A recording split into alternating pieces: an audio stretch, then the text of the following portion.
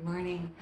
I'm here from the cabin again, and I thought I'd talk a little bit today about sort of the dichotomy that I feel, and maybe some of you feel, between your contemplative life and your daily, in the world life.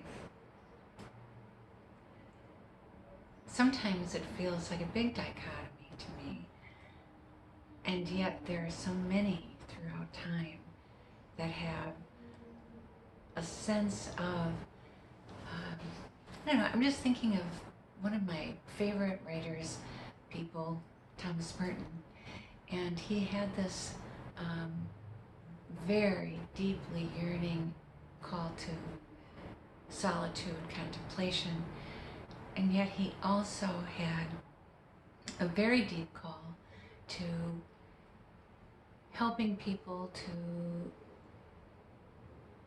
change their way of looking at the world, or to be more, not just peaceful, but more true to themselves and to God.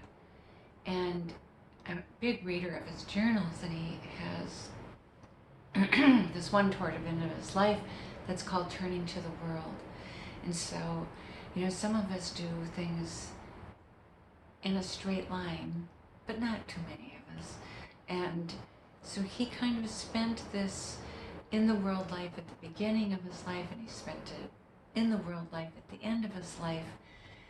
And in the middle, he had this contemplation, this life that he struggled toward of solitude.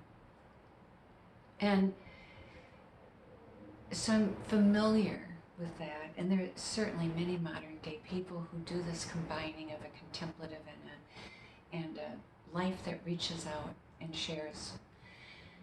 And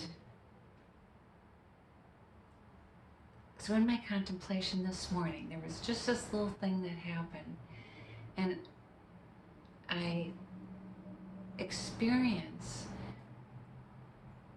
the most profound things that happen to me usually after I have a feeling of something coming. And that's the way I felt with A Course of Love. 16 months of something's coming, and the way I felt for a little while before Way of Mary. I felt the coming enough that I knew to take a sabbatical. And so that sense of coming on always gave me sort of this impression of something behind me, like I'm waiting on something that's still coming, so that gives you this thrust of something's behind you and yet coming. And this morning it was a deep realization of the coming being a draw, that something is awaiting me, something is awaiting us, something is pulling us forward. And that corresponds to things like in the Bible, I think it's Deuteronomy that says, the Lord goes before you always.